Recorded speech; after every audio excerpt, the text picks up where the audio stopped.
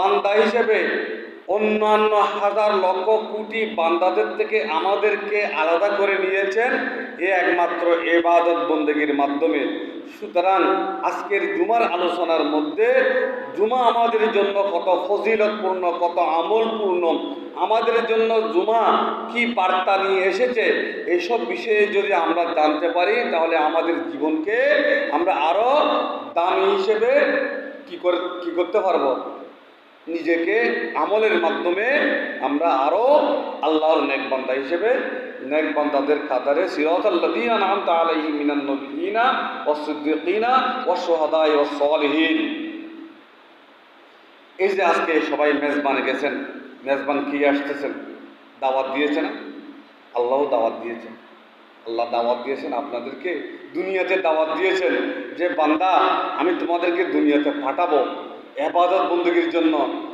তো আমাদের যে আল্লাহ তাআলা দাওয়াত দিয়ে এই পৃথিবীতে পাঠিয়েছেন ইবাদত বন্দেগী করার জন্য, আল্লাহ আমাদের রিজিকের ব্যবস্থা করেছেন, আল্লাহ আমাদের সন্তান সন্ততির ব্যবস্থা করেছেন, সম্পদের ব্যবস্থা করেছেন, চোখ দিয়ে দেখার ব্যবস্থা করেছেন, হৃদয় দিয়ে অনুভব করার ব্যবস্থা করেছেন, কান দিয়ে শোনার ব্যবস্থা করেছেন, আমাদের চলার জন্য হাত দিয়েছেন, পা দিয়েছেন, রুটি রুজি করার জন্য সব কিছু দিয়েছেন। আমার যা যা যেখানে যা ফিটিং করা দরকার তা ফিটিং করেছেন। আপনার একটা চোখ যদি পিছনে দিত, আপনাকে মানুষ মন্দ চোখে বাঁকা চোখে দেখত। আপনার একটা কানে যদি না শুনতেন তাহলে আপনি কি হতেন, বধির হতেন। আপনি যদি মুখে বলতে না পারতেন তাহলে আপনি বোবা হতেন।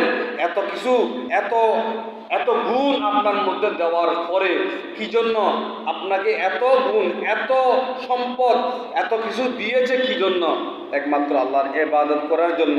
আর ওই আল্লাহর ইবাদত না করে আপনি আপনার সন্তান সন্ততি পরিবারের জন্য আপনি মাথার ঘামকে পায়ে পেলেন, আপনি দিনকে রাত করেন, রাতকে দিন করেন, এই আপনার মেধা শ্রম সকল সর্বশক্তি দিয়ে আপনি দুনিয়াবি সম্পদ আহরণের জন্য আপনি যখন লিপ্ত হয়ে যান, বান্দা হিসেবে আল্লাহ কোনো তার রিজিকের বন্ধ করে না, তার সম্পদের টান দেয় না।